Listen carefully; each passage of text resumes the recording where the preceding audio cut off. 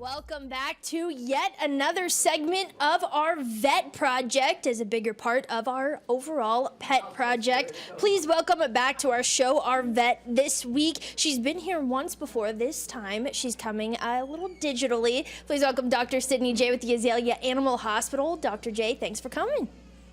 Yeah, absolutely. Thanks for having me. Absolutely. Okay, so of course Mother's Day is coming up this weekend. We've run a ton of stories on it, but we got a whole lot of Mother's Day related questions into our emails this week. So I thought that we would do an entire Mother's Day segment for pets. Is that all right?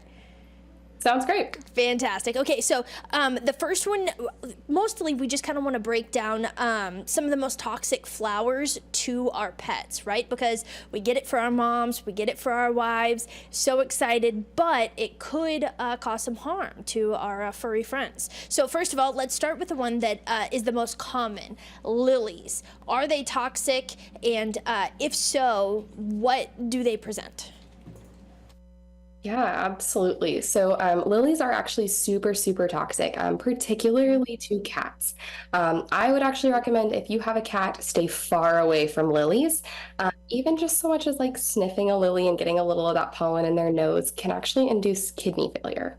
So your cat can become really, really, really sick. Definitely, if you think your cat's gotten into lilies, bring them into your vet. They're going to likely need hospitalization. They're really, really bad for our poor cats. Wow. I haven't owned a cat, so I had no idea how incredibly toxic they can be. And cats can get just about anywhere on our in houses. My friends own cats, and it's really impressive the heights that they can reach. So lilies absolutely are no-go. Keep them far, far away from your home.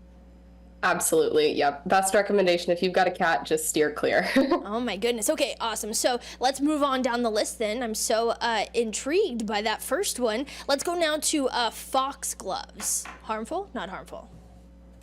They definitely can be. Foxgloves are actually cardiotoxic, so they're going to hurt your pet's heart. Little bit less scary than lilies. They do actually need to ingest them, and there is a dose-dependent thing here, but definitely, keeping them out of reach is best practice. Just anywhere where they can't eat them would be ideal. Yeah. Yeah, absolutely. Especially, so do we know if our pet does ingest some kind of foxgloves? What should we be looking for? Maybe we're not sure if they had, maybe, we took them to a friend's house who had different flowers, but foxgloves were a part of it. What symptoms should we be looking for? Yeah, so the hard thing with heart disease and cardiac symptoms is they can actually be kind of hard for you to see at home.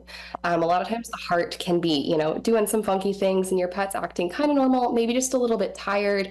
So definitely, I would say if your pet gets into foxgloves or you think they have, just having them checked out is going to be your best bet. It's going to kind of let us, we can put an ECG or something like that on, look at their heart, have some, a veterinarian listen to their heart, see if we're having any problems and monitor for any symptoms. That makes sense.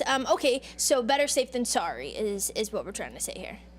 Yeah, better safe than sorry. I'd still probably recommend getting them checked out. Yeah. Okay, now moving on to some of my favorite flowers, tulips. Are they harmful for my pet? Can be, but less worse, not nearly as bad as the other two. So tulips, typically with what you've got in your home, unless your pet eats the whole thing of tulips, you're probably going to be fine. They're mostly going to cause GI disease, so you might have some vomiting, maybe a little bit of diarrhea, but most of it's okay. The leaves are not so bad. It's really tulip bulbs, so mostly going to have GI side effects. If they eat a lot of it or a lot of bulbs, they really can get into some other things, but with what most people have in their home, you're probably just fine. No tulip fields being planted for Mother's Day is what I'm hearing. Yeah, at least don't let your dog eat it all. Okay, fantastic. Now, finally, I have heard some rumors about daffodils. What can you tell me about those when it comes to our pet safety? Yeah, daffodils are actually kind of really similar to tulips, same things. With what you've got kind of in your home, you're probably fine. If they eat a whole bunch of them or anything like that, then you could get into some issues, but not a major problem.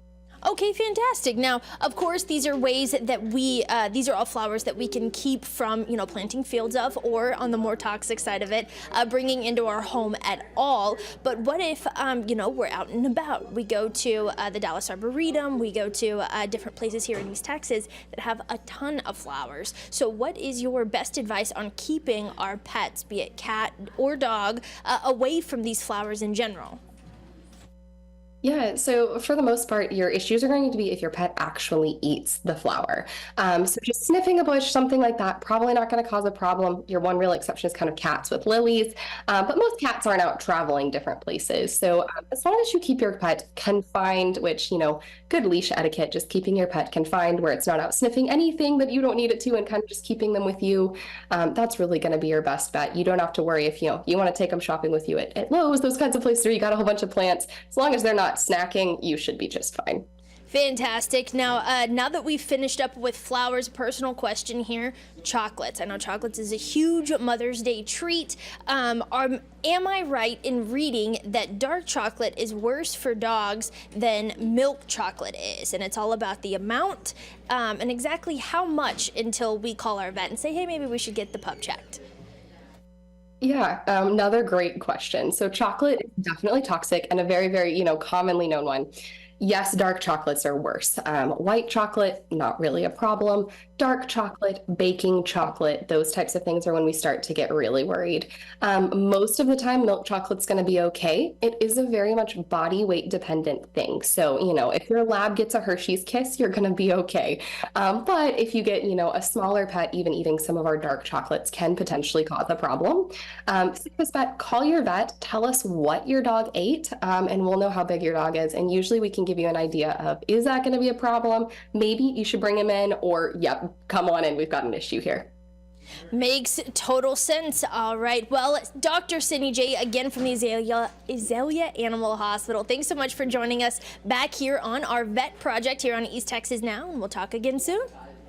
Sounds great. Thanks for having me. Absolutely. All right, guys, that does wrap up another vet project segment here. Now, if you have any questions that you want to send us here for next week's segment happening every Thursday at 12:30, here is what you're going to do. You're going to email your questions to petproject@kltv or ktre.com. Send those in. It comes to all of us here in the newsroom that put these questions together. We'll be able to pass them along to our team of vets. We see a different one every week. We have 3 or 4 that kind of make our rounds, right? All over East Texas. They're all local vets, so they're able to answer questions here, right here in East Texas. So fun. Get your questions in. We'll see you back here next time on our vet project.